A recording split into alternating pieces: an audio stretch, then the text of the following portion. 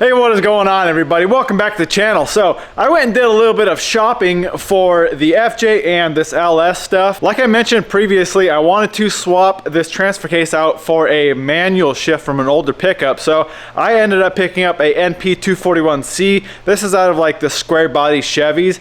Now there's a few reasons I wanted this transfer case. One, it should be plenty strong enough. Two, it is a manual shift, and three, they make a slip yoke eliminator for this thing. The factory transfer case has this super long slip yoke on the back, and with a slip yoke eliminator, it pulls in the whole drive shaft flange, and you can actually put a flange on it with a CV flange, and you'd lose like 5-6 inches off the back of the transfer case, which I'm gonna need. The FJ's got a super short wheelbase, and this tranny is fairly, not super long, but pretty long. I just want to save as much room as I can, and I want the longest drive shaft length that I can possibly get. The longer the shafts, the better the angles are always going to be. So I was scrolling through Marketplace and I found this transfer case. Like I said, it's the NP241C. This one already has a slip yoke eliminator on it, and it has a short shaft on the front yoke. I'm not sure what he said that was from. I think it was something older, but it shortens up the front as well. So this is set up for a 1350 rear shaft and a 1310 front,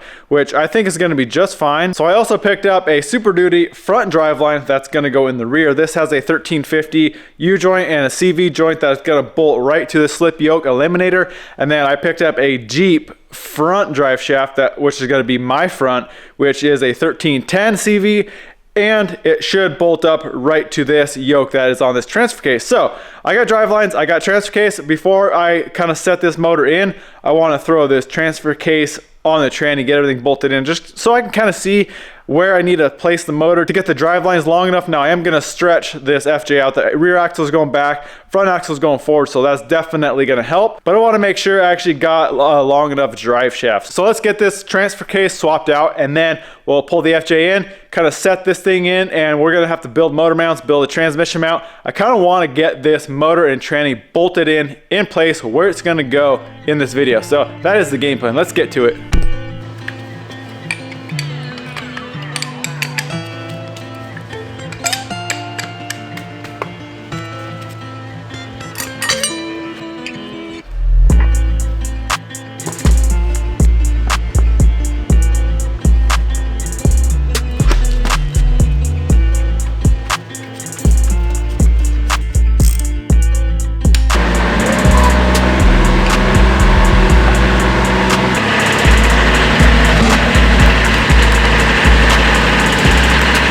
All right, we got the FJ back in the shop, doing a little bit of measuring on motor-wise as far as length goes. There's a few things we got to do before we drop this thing in. So obviously, motor mounts we're not using, so we're going to chop those off. These are just rivets, so we should be able to just chop the head of that rivet off and punch those rivets out. And then if you look back here, there's a cross member, right? And you see the axle there, here, right there. You can see that cross member. The tranny is going to be like 3 inches past that, so that's going to be in the way. That's going to have to be redone, so we're going to cut that out. And then just for clearance sake, I'm going to pull off these manifolds. We do have some work to do, and I'm sure we're going to break more bolts, but both sides have broken bolts, so hopefully we can get those out. But I'm going to pull these manifolds off just because I'm not going to be using those. I'm going to try to find some headers that really hug the heads and the block here, and hopefully, I'm hoping I can run my exhaust on the inside of the frame. If not, I guess there's plenty of room if we have to jump over and go outside. That's not a huge deal, but these frame rails are so narrow. There's about 24 inches in between those rails. So that's not a huge concern right now. Obviously, we got to get the motor and tranny in anyway. So let's grab the manifolds, pull those off, and start cutting these mounts off, cut that cross member out, and I want to drop this thing in there and kind of see where we're sitting.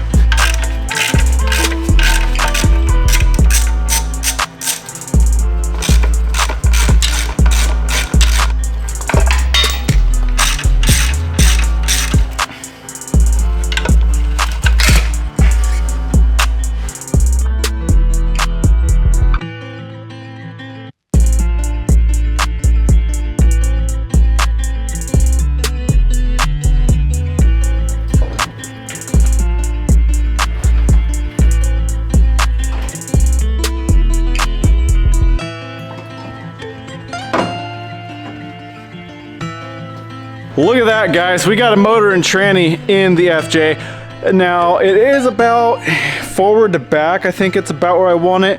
I got about 1.5 to 2 inches between the radiator and the front of this fan here. Now, I'm not going to be running the mechanical fan. I think what I'm going to try to do is run a push-through fan out front of the radiator, just so I can move this motor as far forward as I can to get the longest rear drive shaft. So that being said, front to back wise, I think we're good. Now, if you look at that motor, we are sitting quite a bit lower than we really could be. The oil pan is hanging down from the frame, and the transfer case on this side is hanging down about 3.5 inches.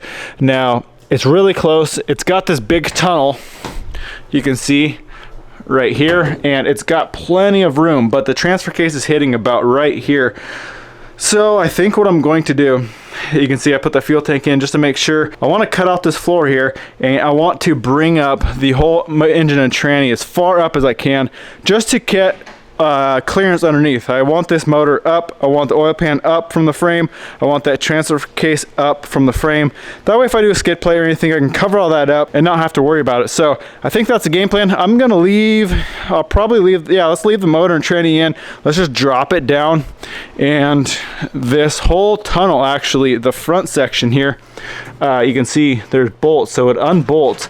I'm gonna unbolt that. The transfer case ends about here, so there's only a little bit that we really need to cut out, and then I'll have to kind of make a new tunnel here for the tranny. That shouldn't be a big deal at all to kind of make up a new tunnel here. Oh, obviously it's gonna need work anyway. That thing's all cut up.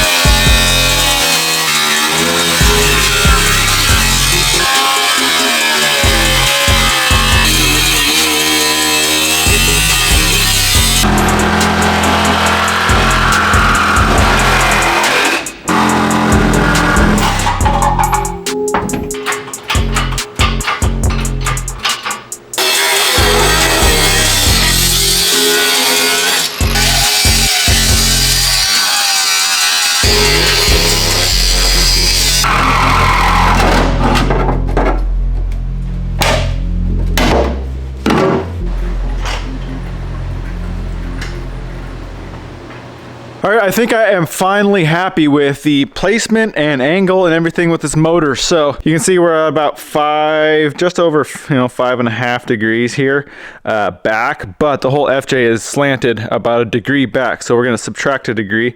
We're about 4.5, well, 4 to 4.5, that shows 5, right? 5.5. It's about 4.5 degrees back, which is about perfect. I got a lot of this floor cut out. We are fitting really good. So we're gonna I'm gonna use this tunnel just because there's all these complex little bends down here, but I'm gonna basically cut the whole top of it off and extend it all the way out. And you can see the drive shaft is below the floor, but it's really close. I think I'm going to cut this out, raise that up, and maybe even just come up to here, or maybe raise it up about 1 inch and just come in, tie this whole tunnel back into here, and then we're gonna have to kind of raise up the floor there. Good thing though, these seats mount quite a bit, like 6 inches off of the floor, so there's going to be plenty of room for seats.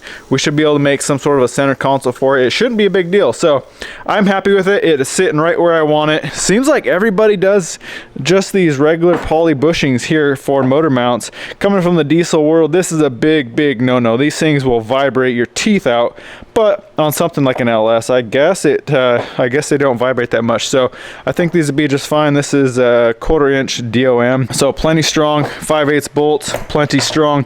Let's grab the plasma table, cut some 1/4 inch plate. Like I said, a plate for the block, some tabs to come down to mount these two, and then once we get that on, we'll get it all centered up, get it perfect, and make our mounts to the frame.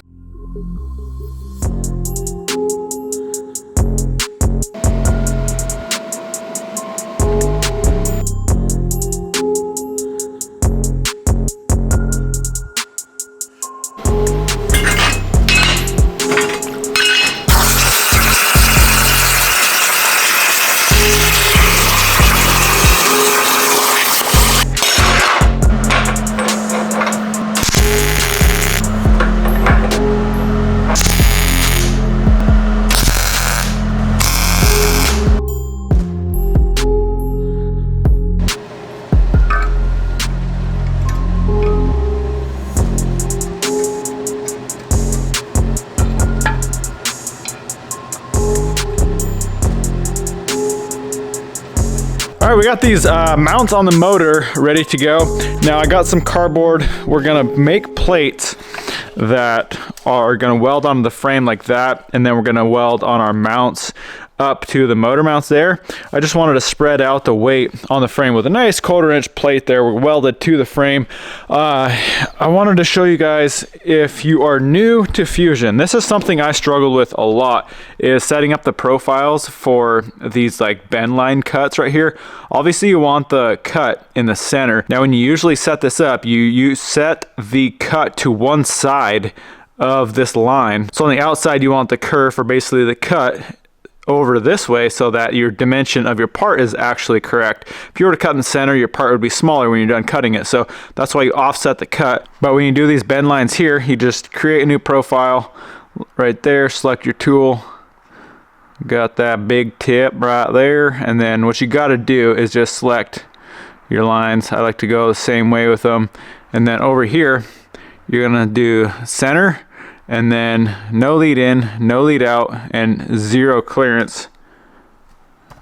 And that will get you a cut that is centered on that center line, so that when you bend that plate, that bends in the right spot. And then you just create another profile, go up here, another profile, and select that and that. And then when you're done, you have to click setup up here. If you have one of these selected, it will only process one of these profiles. So you have to click setup when you go to post process it.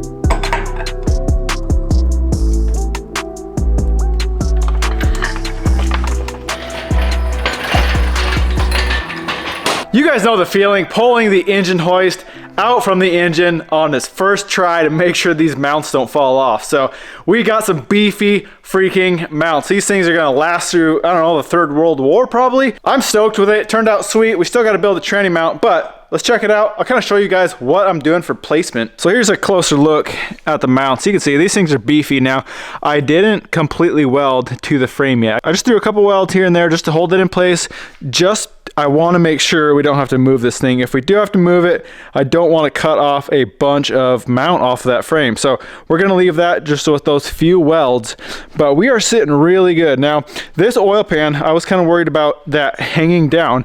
That's about 8 inches deep. They make an F-body for like the Camaros, I believe, but the F-body pan is like 5 inches. So I think I'm going to buy that pan and the pickup tube and all that just to raise that up. It is hanging down from the frame, I don't know, 2 inches. So with that F-body pan, we'll be up above the frame, and then tranny is sitting where we want it. You can see that transfer case, which was hanging way down before, is nice and tucked up.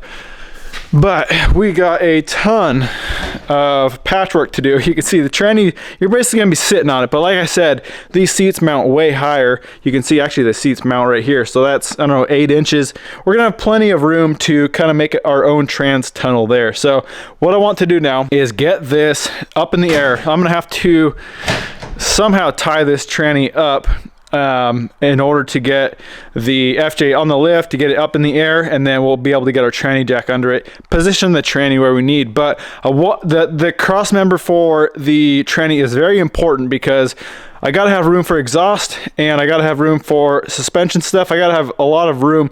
I gotta make sure we clear the drive line. I already bolted it on. You can see it hanging down right there. So we got that bolted on. Let's get this thing in the air. Let's get a tranny cross member made, and hopefully we can figure out a way to clear exhaust. I did look at headers a little bit. I was looking at the Speed Engineering. I think Speed Engineering is a brand. They tuck really tight to the bell housing here. Some of them you actually have to trim.